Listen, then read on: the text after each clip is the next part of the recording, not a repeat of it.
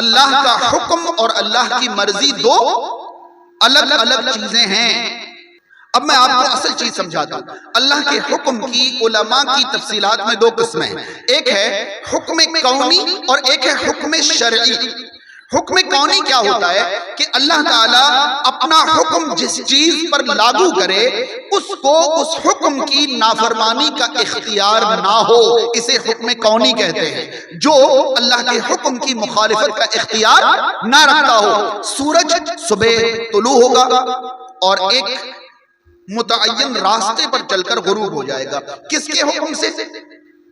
کس کے حکم سے؟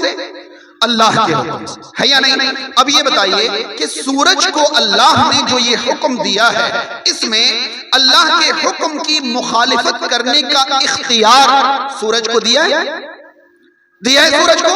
کہ اگر سورج سے یہ کہا جاتا کہ بھائی تجھے یہاں سے اٹھنا ہے اور یہاں ڈوبنا ہے، مگر تو میری بات صحیح سے مانے گا تو تجھے بدلہ ملے گا اور نہیں مانے گا تو تجھے سزا ملے گی، تو کیا ہوتا پتہ ہے؟ کبھی سورج 10 بجے نکل کے آتا، کبھی نکلتا ہی نہیں کہ آج میرا موڈ نہیں، ہاں کبھی نکلتا تو ڈوبتا ہی نہیں کہ آج میں نہیں جاتا، کہ کھڑا ہو گیا بیچ میں۔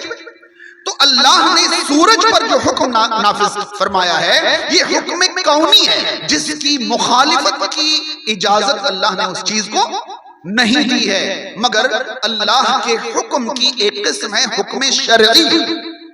حکم شرعی جسے ہم شریعت کہتے ہیں، اللہ تعالیٰ نے شریعت کے طور پر جن باتوں کا حکم دیا ہے ان باتوں کے ماننے اور نہ ماننے کا اختیار دیا ہے، اور یہ فرمایا کہ مانو گے تو اچھا بدلہ ملے گا اور نہیں مانو گے تو سزا ملے گی، مگر مانو گے تو اللہ کی مرضی ہے اور نہیں مانو گے تو اختیار تو اللہ نہیں دیا ہے، حکم تو اللہ کا ہی ہے، مگر اس پر تمہیں کیا ملے گی؟ سزا ملے گی۔ بات سمجھ میں آ رہی ہے؟ اب یہ سمجھیے کہ اللہ تعالیٰ نے فرمایا نماز قائم کرو، مگر ہمیں اختیار دے دیا کہ ہم چاہیں تو نماز قائم کریں، چاہیں تو نہ کریں، مگر یہ بتایا ہے کہ نماز قائم کرو گے تو جنت ملے گی اور نہیں قائم کرو گے تو سزا ملے گی۔ بات سمجھ میں آ رہی ہے؟